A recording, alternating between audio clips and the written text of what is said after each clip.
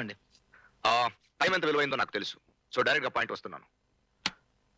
ఇది నా company produce చేసే టూత్ పేస్ట్. ప్రస్తుతం దీని సేల్స్ 5 crores.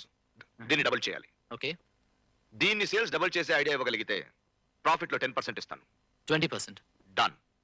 ఇవ్వలేకపోతే నువ్వు నీ బిజినెస్ ఎత్తేసి నా కంపెనీలో జాయిన్ అవ్వాలి. ఓకే, మీ ఛాలెంజ్ నేను ఒప్పుకుంటున్నాను. Well, give me an idea.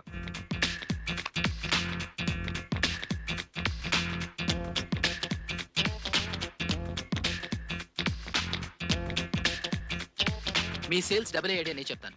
50% sales ఎన్ని రోజులుగా ఉందండి? 5 ఏళ్లుగా. షూర్? ష్యూర్, పక్కా? పక్కా. అంటే 5 ఏళ్లగా 50% సేల్స్ కన్సిస్టెంట్ గా ఉన్నాయి అంటే మీ టూత్ పేస్ట్ కి మీ కస్టమర్స్ బాగా అలవాటు పడిపోయారన్నమాట. So this is the point. మనం కొత్త కస్టమర్స్ ని తీసుకొచ్చే కన్నా మనకున్న ఈ పాత కస్టమర్స్ తోనే సేల్ పెంచాలి. ఎలా? హౌ?